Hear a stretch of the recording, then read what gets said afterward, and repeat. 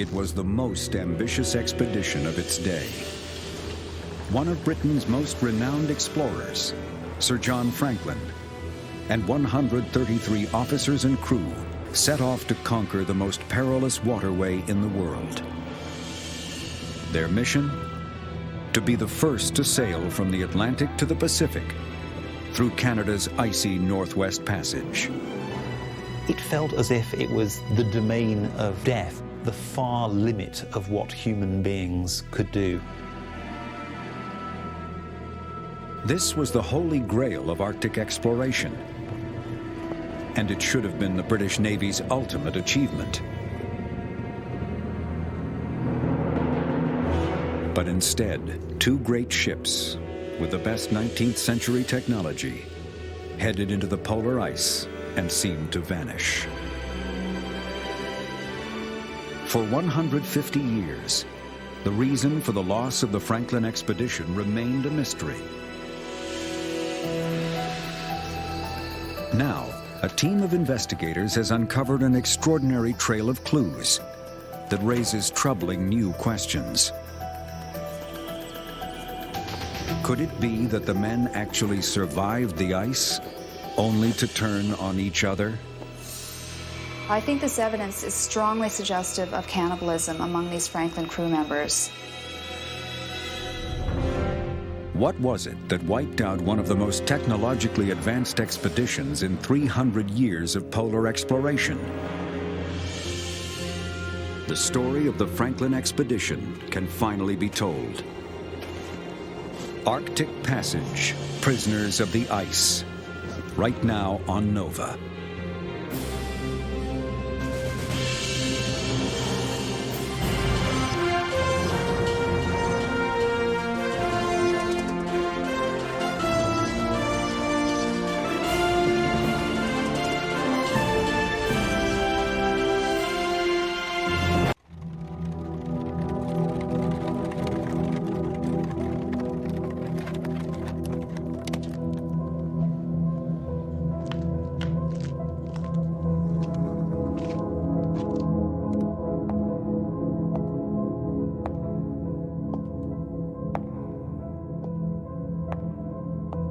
A spring morning in 1845.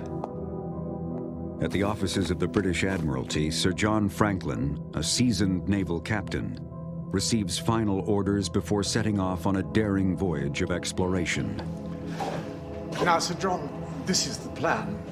His destination, the Northwest Passage, one of the last unexplored waterways in the world, and perhaps the most perilous. And then attempt to turn south or southwest into these uncharted waters. We have every faith in you, Sir John. At this time, the only way to reach Asia is to make an arduous journey around Cape Horn, a trip that can take 6 months. The British believe that there is a shortcut, a passage through northern Canada that may shave months off the trip. But after 300 years of trying to penetrate the Arctic ice, no ship has ever sailed all the way through. It's a puzzle, it's a matrix, like a maze. The winds are blowing the ice around, the currents are pushing the ice. And for a ship to traverse that was next to impossible.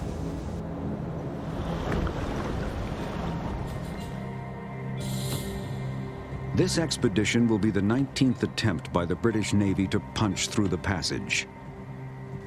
And this time, they're pulling out all the stops. John Franklin is one of Britain's most experienced Arctic explorers. At age 59, he may be too old for such a voyage, but finding the passage has been his lifelong dream, and his wife, Lady Jane Franklin, has given him her blessing.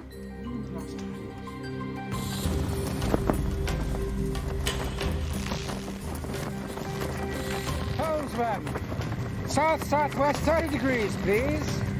He and his second, Francis Crozier, another veteran explorer, will lead the largest and most technologically advanced Arctic expedition ever mounted. 134 men on board the Terror and the Erebus, a pair of modified warships. Already among the sturdiest in the fleet, each has been radically altered for duty in the Arctic.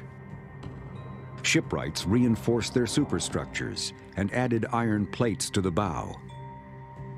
They installed a locomotive steam engine, turning a screw-shaped propeller, a new invention that will allow the ships to power through the ice as never before. You can sense the extraordinary confidence of people who'd pushed back the frontiers of nature through the glories of the Industrial Revolution, this might that they suddenly had at their disposal. And so they built up this force in two great ships reinforced by steel, and this would be their fortress. Also on board, a new technology designed to eliminate the hunger and sickness that often plagued long voyages. A 19th century invention that promised to feed the men as if they were back in London. Canned food.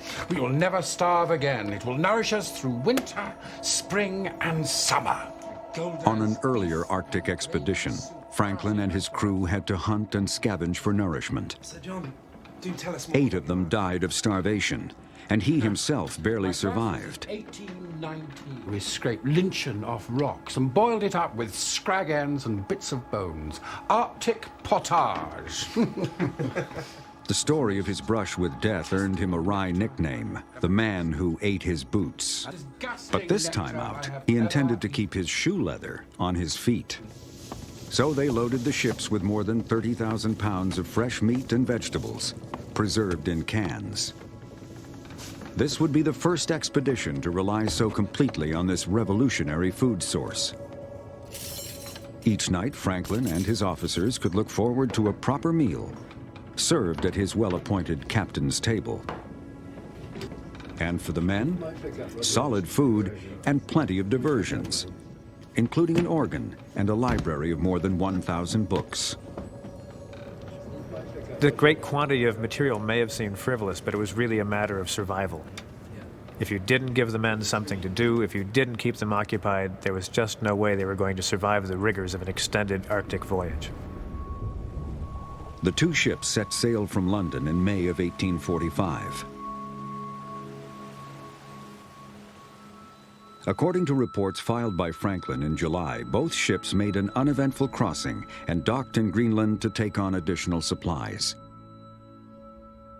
From there, 5 men returned to England, and others posted letters home. A young lieutenant, James Fitzjames, wrote to his brother's family praising Franklin. You have no idea how happy we all feel. We are very fond of Sir John. He is anything but nervous and fidgety. He is full of life and energy and kindness. We will toast his health when we reach the other side. Everyone believes we will make it through in a season, though I hope that we are forced to stay at least one winter in the ice.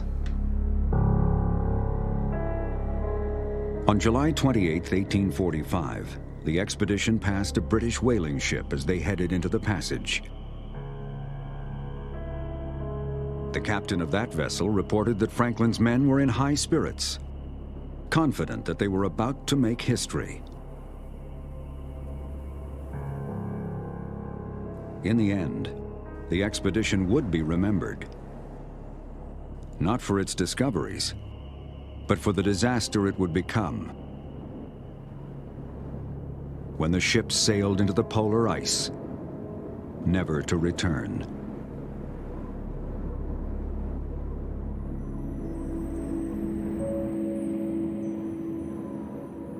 When the first winter passed with no word from the men, the Admiralty was not worried. But when the second winter passed, Lady Jane Franklin began to urge the Royal Navy to send a search party. Now, if an expedition were to leave this spring... Franklin's superiors dismissed her concerns, believing that the men could survive for at least 3 years in the ice.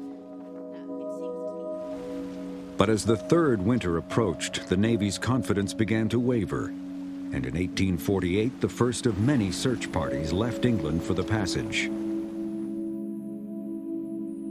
The Royal Navy also offered the staggering sum of £20,000 for the rescue of the crew. By now, the apparent failure of the expedition was the talk of London, and it shocked Victorian England to the core. In 3 centuries of polar exploration, no expedition of this size had ever been lost. More than any other, this attempt should have succeeded. The men had every advantage. What could have happened? Were the ships crushed by the ice? Was the crew struck down by some disease? The Royal Navy even feared that the men might have been attacked by the Inuit, whom they viewed as savages. For 150 years, the cause of the disaster remained a mystery. But a century-old collection of artifacts, historical weather reports, and even forensic evidence are providing new clues. It's amazing that we can tell this story at all. It's so fragmentary, the evidence so scattered. It's taken a tremendous amount of work, different people working in different disciplines to piece this puzzle together. And as we have done so, as the picture of what really happened has begun to emerge, we've realized what they couldn't. And that's that they were basically doomed from the start. The first hint that the Franklin expedition carried the seeds of its own destruction was a discovery made in 1850 on Beechey Island, a rocky little outcropping just 300 miles into the passage. Today, there's a tiny Inuit community called Resolute nearby. But in Franklin's day, the area was an uninhabited wasteland. For historian Russell Potter, Beechey Island remains a vital link to the past and still holds important clues. Ever since I first heard the Franklin story and just grasped the sense of the tragedy there, Beechey Island has been the magnet for me. The one place where you could stand and know that you were standing in Franklin's footsteps. Today, he's making the long and difficult trip to the place where the abandoned remains of a campsite once stood. They found signs that tents had been erected, a place where a smithy or anvil had been set up, even some attempt to build a garden up on the shingle.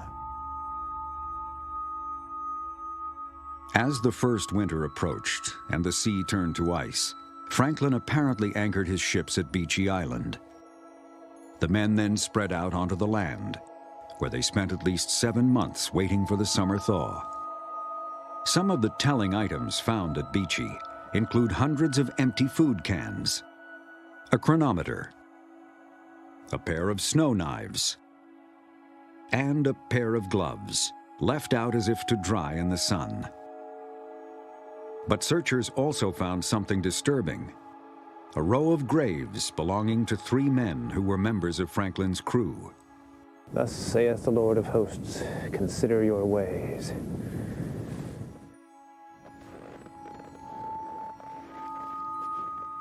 Sitting here with these graves, we know they were here. Just a very, very haunting and haunted place. The original headstones, which have since been replaced, did not note the cause of death, but the most common killer on long voyages was scurvy, a disease caused by vitamin C deficiency. However, the expedition carried 9,300 pounds of lemon juice to ward off the disease, leaving historians to wonder if some new killer was at work.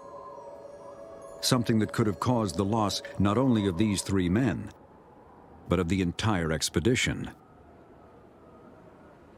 At Beechey Island, you have the remains of 3 members of the expedition, and almost certainly preserved remains, so that this opens the possibility of understanding the medical reasons behind the disaster. No modern investigator examined the graves until 1984, when the Canadian government gave permission to a team of forensic scientists to exhume the bodies. The scientists hoped that the corpses would be well preserved by the ice. But nothing prepared them for what they uncovered.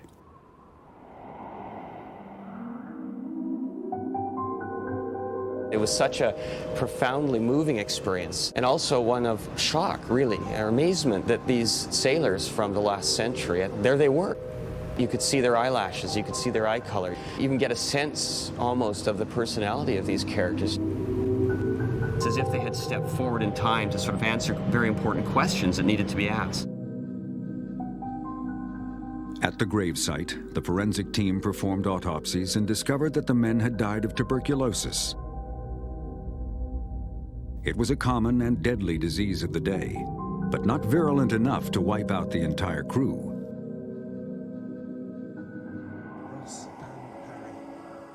To Franklin, the loss of these young men may have been upsetting, but not necessarily alarming. For a group of this size traveling through such harsh conditions, cut off from civilization, some loss of life was nearly inevitable.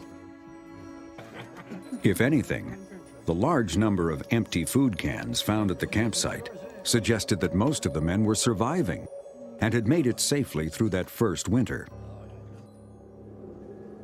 But searchers were puzzled by the number of usable items left behind.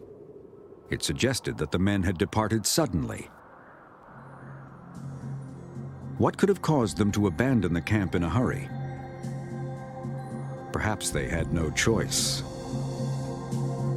If there's any explanation of why Franklin had to take off so quickly without leaving any notes behind, the ice was maybe blown tight against Beachy Island, and he was waiting and waiting.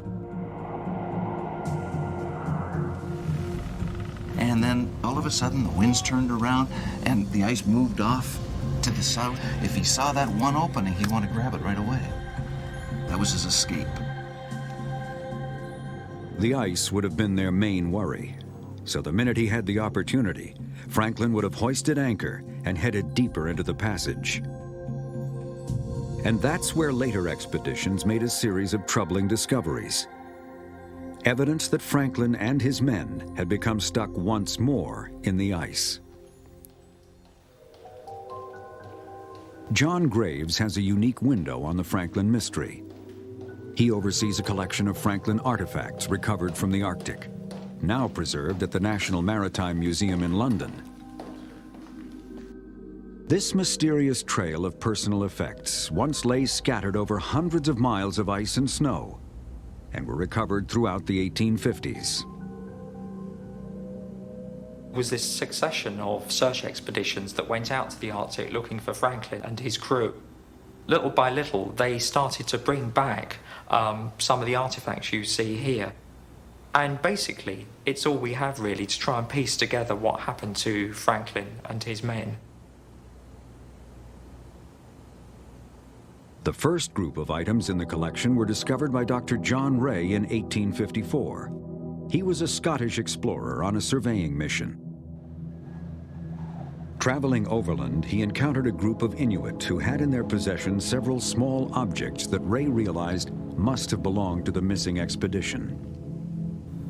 They include these two pieces from a telescope, a small wooden container, this brass match case, a pocket knife with a bone handle, and this small leather working tool.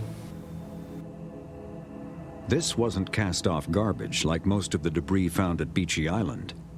These were personal items that Franklin's men would not have discarded willingly. These items recovered from the Inuit was the first hint that something terrible had happened to the Franklin expedition. The Inuit told Ray that they had seen ships trapped in the ice and white men on foot walking south.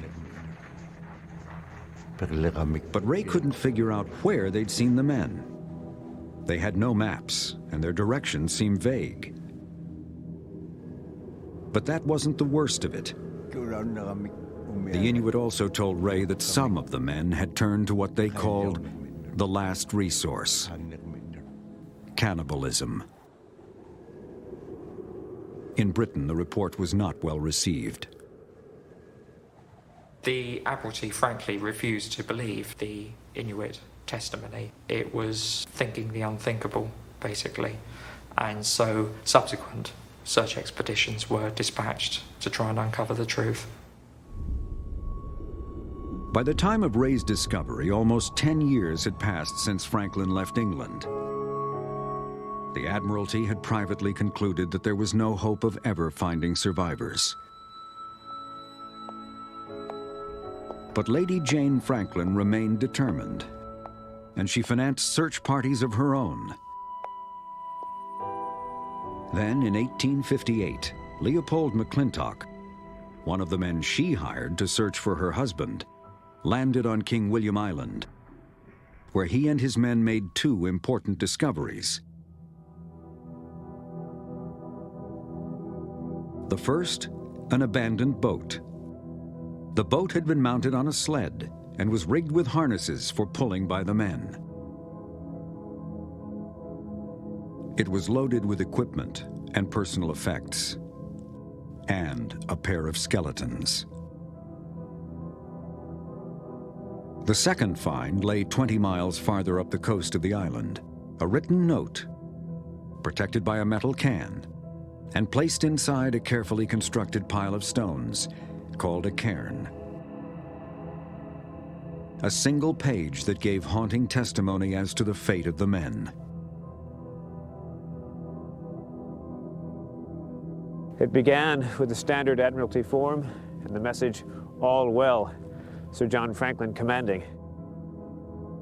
It was dated May of 1847, and it noted that the ships had been stuck in the ice since September of 1846. The current position was given as 70 degrees north, 98 degrees west, the northern tip of King William Island. Apparently, this is where the expedition had ground to a halt. Franklin had probably sailed west from Beachy for about 75 miles before turning south into a channel called Peel Sound, which led to King William Island. For Franklin, these were uncharted waters, but he and the Royal Navy believed that this route to the south was the key to the passage. Peel Sound opens into a network of channels that eventually leads all the way to the Bering Strait and the Pacific Ocean. To Franklin, that would have been a very, very tempting route to take, particularly if it was open, free of ice. And Peel Sound, we know today, is very, very changeable from year to year. One year it can be completely wide open, another year it can be choked up with ice so that it's impassable even by modern ships. What Franklin didn't know is that polar ice funnels down from the north through what is now called McClintock Channel, eventually piling up at the southern end of Peel Sound. Franklin couldn't see that icy impasse when he turned south, but once he ran into it, he may have been unable to escape.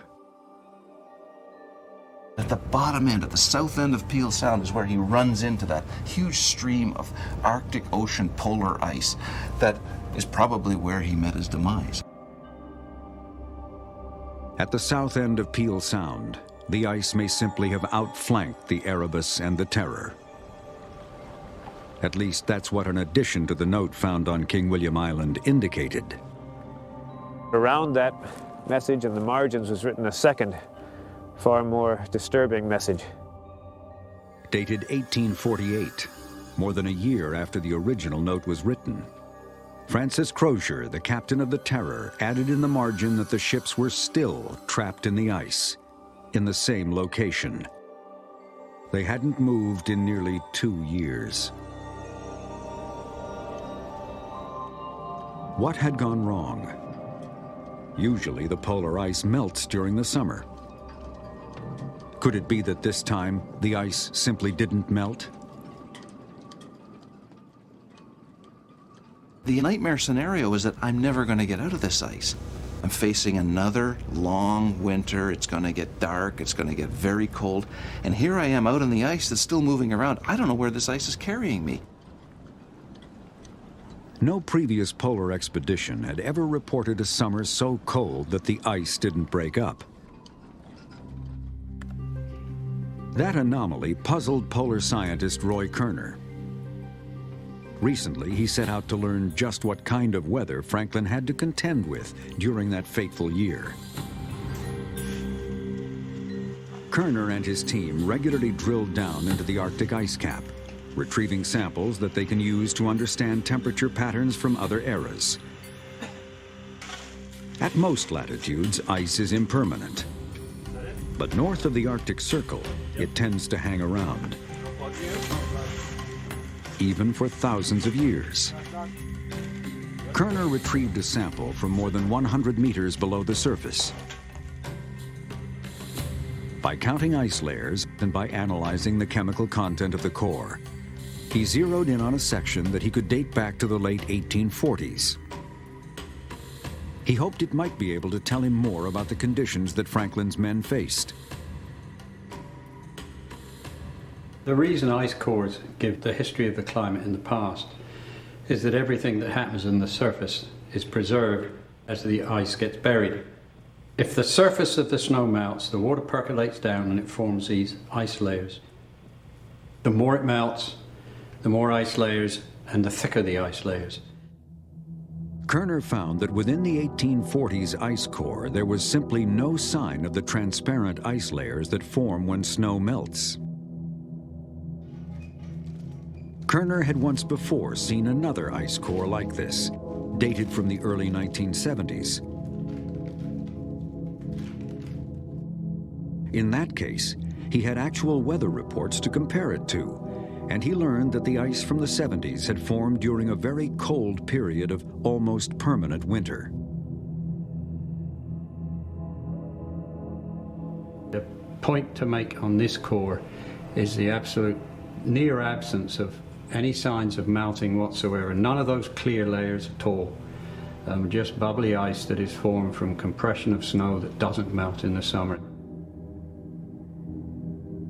The finding convinced him that Franklin faced similar conditions, when much of the sea ice had not melted at all. For an expedition hoping to sail the passage with 19th century technology, the conditions would have been deadly. If it's a cold summer, that ice isn't going to go out and open up. The channels are ice infested still. The ships that they used in those days, they don't have the power to get through even modest ice. Kerner's evidence confirmed that Franklin and his men had encountered freak weather conditions, more severe than previous explorers had reported. Worse than that, Kerner's ice core showed that this period of extreme cold likely lasted for 5 long years. This terrible run of bad luck trapped the men in the wilderness. But there was even worse news. Also written in the margin of the note, another entry read, Sir John Franklin died on the 11th of June, 1847. It continued, the total loss by deaths in the expedition has been to this date 9 officers and 15 men. They were still living on their ships and probably had plenty of food, but a mysterious killer now stalked their ranks.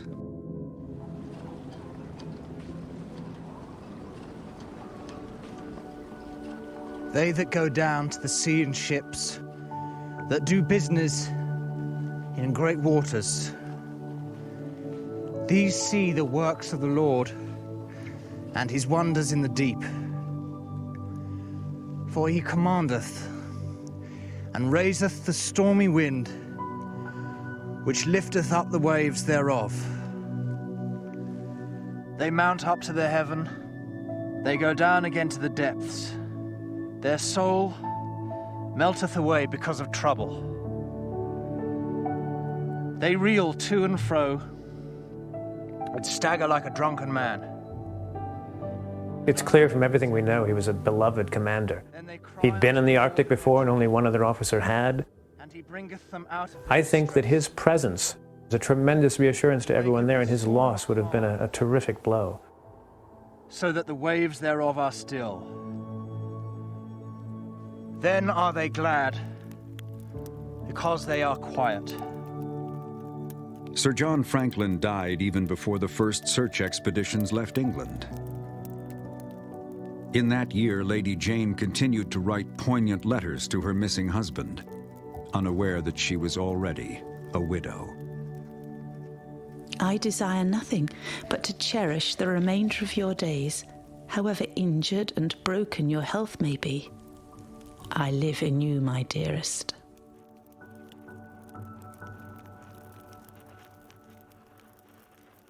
Three years after the expedition left England, the commander and 20% of the 128-man crew lay dead. Already it was one of the deadliest disasters in the history of polar exploration. The final entry on the note said that the men had abandoned the safety of their ships and were now walking south. In that brief note, Second-in-Command Francis Crozier testified to a terrible truth. The expedition lay in ruins, and the chances of anyone getting out alive were rapidly fading. The whole plan for traversing the Northwest Passage depended on being able to sail through it. They didn't have a plan for getting away except by sailing out. They didn't have, for example, lightweight sledges adapted to the terrain. All they had was what was on the ship, that lavish factory full of Victorian contrivances and good ideas. The boat they'd converted into a sled was filled with the crew's personal possessions.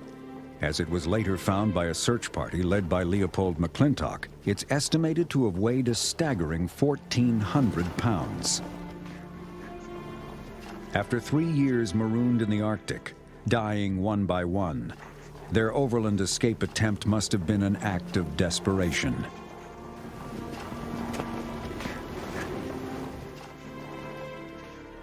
The nearest outpost lay 600 miles to the south. A daunting distance to travel by foot, especially with so much gear in tow. This boatload of strange relics of Victorian culture. The Vicar of Wakefield prayer books, New Testament in French, carpet slippers, chocolate, tea, button polishers, buttons, silver plate and utensils. All of the detritus of this, inner culture of the ships that they tried to take with them. You can imagine these people desperately wanting to carry their precious world with them, that everything they trusted was now going to become not an advantage, but a problem, so that they were burdened now by their numbers, they were burdened now by the weight of their stores, and above all, burdened by the fact that they didn't know what to do with the land that they were now suddenly totally dependent on. It would have been murderously difficult to haul such a heavy load through the snow. At some point, they apparently abandoned it on the west coast of King William Island. And it's there that the trail of clues runs out. Based on this trail of evidence, the Admiralty decided that Franklin's men had simply starved to death trying to walk out of the wilderness. And for more than a century, that was the official narrative. But there were eyewitnesses, as it turns out, people who actually saw Franklin's men in this last extremity, and their story is quite different from the official Admiralty version. In 1869, an American journalist, Charles Francis Hall, found these eyewitnesses when he spent 5 years in the Canadian Arctic, often living with Inuit families. Did you ask him where these people came from, what direction they were walking from? He met dozens of indigenous people who retained detailed memories of Franklin's crew and their ships. Hall carefully recorded their testimony, but once again, it was discounted by the British, who considered the Inuit to be unreliable. Russell Potter has made a new study of Hall's notebooks, digging them out of an archive at the Smithsonian where they'd been hidden away for more than 100 years. Hall was just a very diligent man. He trusted the Inuit. He believed in their stories. He carefully corroborated one story with another to try to see how accurate that was likely to be. It matches very well with the physical evidence we have. It really is a highly accurate and amazingly well-preserved oral tradition. The Inuit told of an abandoned camp, a tent place, as Hall translated it. And it was a grisly sight. And they gave him a very vivid description of this place. They had seen tents on the land, bodies inside the tents, abandoned equipment. The Inuit placed the location of the camp somewhere on King William Island, the same island where the abandoned boat and the note had been discovered. They described the bodies they saw there. They said that the faces were black, a symptom of frostbite. They also said that the insides of the men's mouths were black as well. And that could only mean one thing. 3 years into their Arctic journey, scurvy was ravaging the men. The British Navy had long known that lemon juice could stave off the disease. But what they didn't know is that the active ingredient, vitamin C, loses its potency over time. By 1848, the men would have begun to suffer the terrible effects of the disease. The first symptoms of scurvy are a sort of a general lassitude and a weakness, and it mainly affects the gums. They become swollen, they become purple. The slightest touch means they bleed very, very easily. As it develops, the bleeding goes on everywhere. You can get bleeding into your eyes, you get bleeding into your muscles, and this is particularly painful. The main muscle that you're using to try and pull this sledge through the snow, and you've got this agonizing bleeding into the muscles and into the joints, so it would have just slowly but horrendously killed them. The men would have recognized the symptoms of scurvy, but they wouldn't have recognized the symptoms of an even more insidious illness that may have been affecting them. While performing autopsies on the 3 young sailors buried on Beechey Island, the investigators also removed hair and bone tissue for later analysis. In a Canadian laboratory, scientists found something surprising in those samples. Levels of lead, 6 to 10 times higher than normal. Enough to cause severe lead poisoning. Where did it come from? Some suggested that the lead levels could have been caused by the industrial air pollution of Victorian England.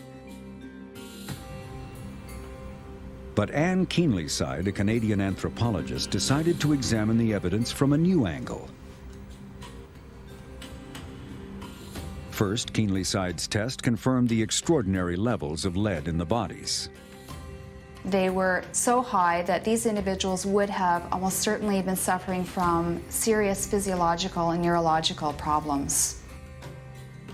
Then, using a process called X-ray fluorescence, she discovered the lead concentration was higher in soft, spongy bones than in other places in the body. It was a vital clue, because soft bones, like the vertebrae, regenerate themselves every few years. These individuals were exposed to this lead over a fairly recent period of time before their death. So this was short-term exposure from some source on the expedition. Based on her finding, researchers took another look at the clues found at Beechey. They found that the food cans had been sealed with solder, a soft metal compound that contains lead. Chemical analysis showed that the lead in the cans matched the lead found in the bodies. There's like a fingerprint that was found in the bodies, in the organs, in the tissues, in the bone, and that was the smoking gun. Apparently, the lead had contaminated the food, causing lead poisoning, a deadly illness. Symptoms include fatigue, confusion, and paranoia. Not enough by itself to cause death, but if the men were weakened by illness, the poison would have been a devastating complication. When you combine lead and scurvy, you suddenly have this tag team undermining the health of the crewmen. It really was a recipe for a mass disaster. And the key ingredient in that recipe? The very technology that was meant to keep them alive. We will never starve again. It will nourish us through winter, spring, and summer.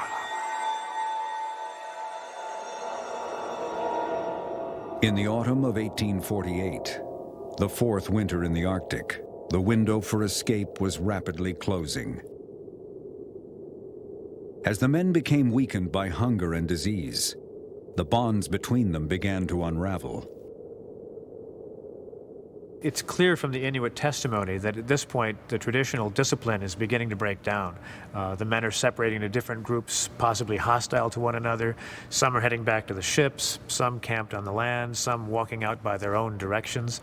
None of them under the traditional central command that the Navy would expect. It's really the beginning of the end for them. Everyone is trying to find their own solution.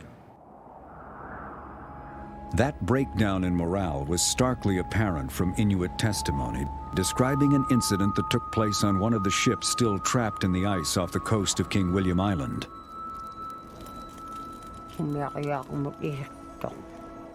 An elderly woman reported to Hall that a man from her village had come upon a group of survivors on board that vessel.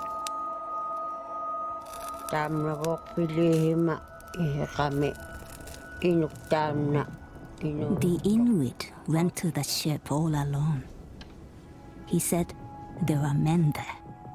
He said they had black faces, black hands, black clothes on, were black all over.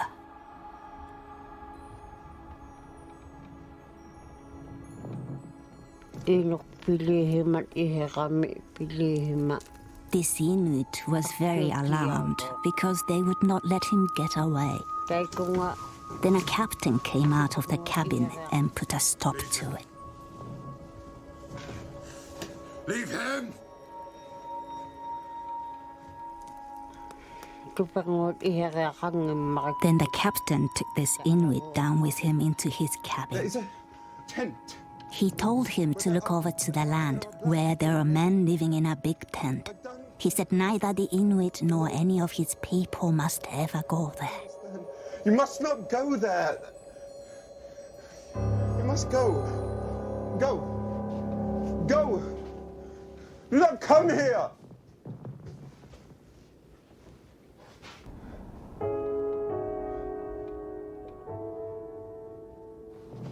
The Inuit were not told why some of the men were living separately. But in 1994, human bone fragments discovered on King William Island suggested one chilling possibility. Anne Keenlyside tested these bones as well and found that they also contained lead from the food supply, linking them to the Franklin expedition. Then she examined the surface of the bones under a powerful electron microscope. We saw very distinct cut marks. These were quite different from animal tooth marks. These looked like very definite cut marks, as if they were made by some kind of a knife or metal blade. Keenlyside then plotted the pattern of the cut marks on a skeleton. A lot of the cuts were located in the vicinity of the joints. Some of the bones that would have been covered by a lot of flesh or soft tissue. We also found cuts, interestingly, in the bones of the hands and feet. And the hands and feet are probably the most human aspects of the body apart from the face.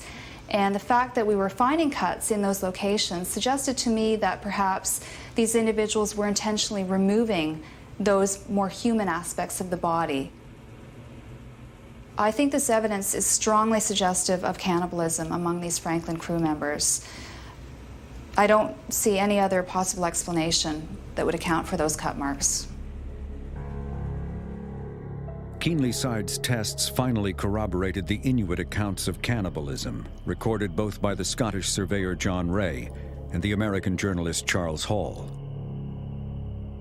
The same testimony despised and discounted by the British for over a century. According to other Inuit eyewitnesses, not all of the men stayed on or near the ships.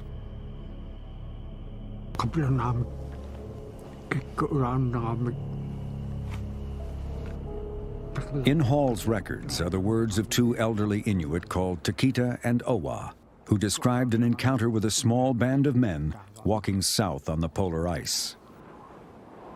We were out sealing when we saw something on the ice.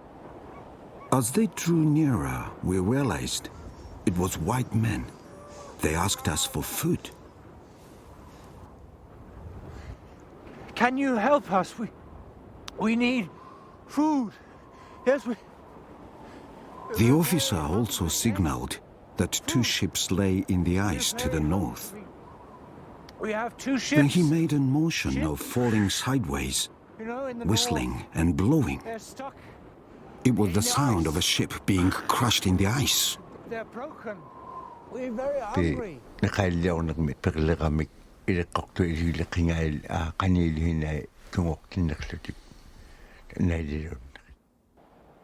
The Inuit stayed for the night and gave the men some seal meat.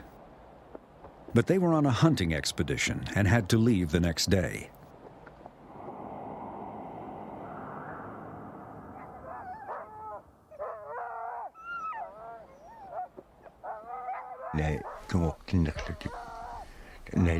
Early next morning, we set off.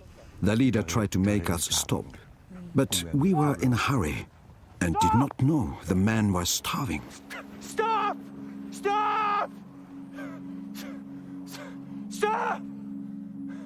Inuit simply packed up and left. And when you think about it, that seems like a terrible thing, but it's really an act of self-preservation. There's no way that a small band of Inuit, even the most skilled hunters, could have kept alive 30 starving men in the middle of that landscape. There just wasn't enough food even for their own families. They didn't really have any choice.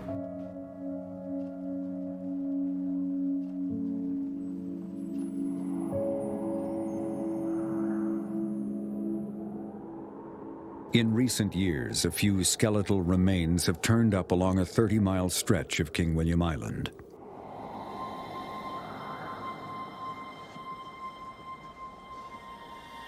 These bones tell the grim tale of what may have happened to those who never gave up trying to walk to safety.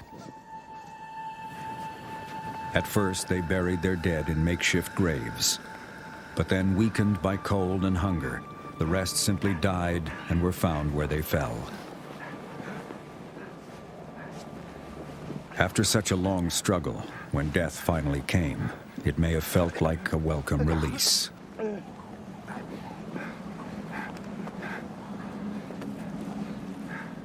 In the Arctic, you feel like the elements are not passive. You feel like you're involved in some malevolent force. When you experience extreme cold for the first time, it's like a glove closing around you. You feel like you don't want to fight, you want to give in, you want to close down your senses. After a time, it's almost as if the cold has seeped through to your heart. And I don't mean your physical heart, I mean your soul, your very being, because you feel like no longer fighting.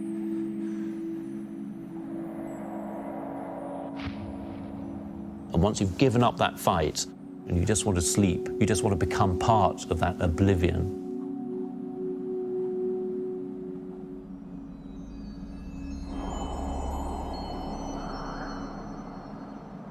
The final report in Hall's notes came from an Inuit hunter who claimed to have found 4 white men half dead on the ice, sometime around 1851. He sheltered them for the winter. When the spring came, they gave him an officer's sword as a gesture of thanks. Then they said goodbye and headed for home, never to be seen again.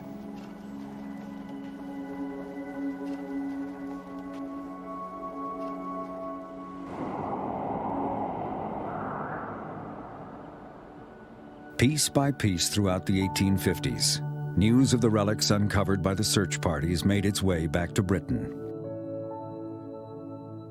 In 1859, 14 years after Franklin left England, the search was officially called off. Lady Franklin never gave up her hope that some members of the expedition may have survived, even though she had learned from the note that her husband was dead. What secrets may be hidden within those wrecked or stranded ships, we know not. What may be buried in the graves of our unhappy countrymen, or in caches not yet discovered, we have yet to learn. And thus left in ignorance and darkness, with so little obtained, can it be fitting to pronounce that the fate of the expedition has been ascertained?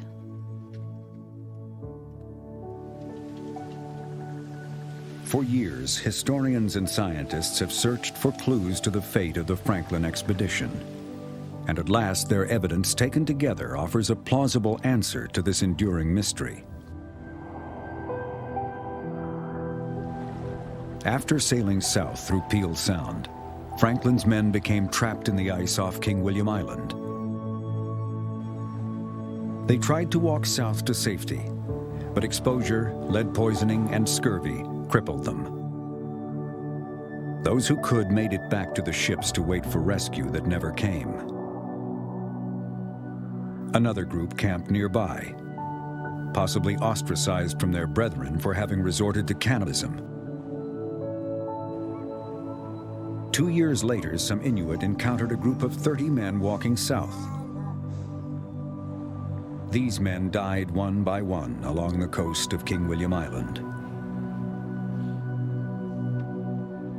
Finally, after 6 years lost in the Arctic, 4 men were still trying to make it home when they encountered a group of Inuit. I think it's fairly clear that this expedition just wasn't prepared for some of the things that could happen. They hadn't planned to hunt or live off the land. They didn't have any provision for doing so. They had made a lot of assumptions about what would work and how they would get through, and they were extraordinarily optimistic assumptions, as it's turned out. I think that's what makes it so tragic. Britain's hopes of being first to sail all the way through the polar ice died with Sir John Franklin and his crew. But the lost expedition did help to complete the map of the Arctic. Franklin's trail led search parties into uncharted waters that turned out to be the long-sought link between the Atlantic and the Pacific, finally proving the existence of the Northwest Passage.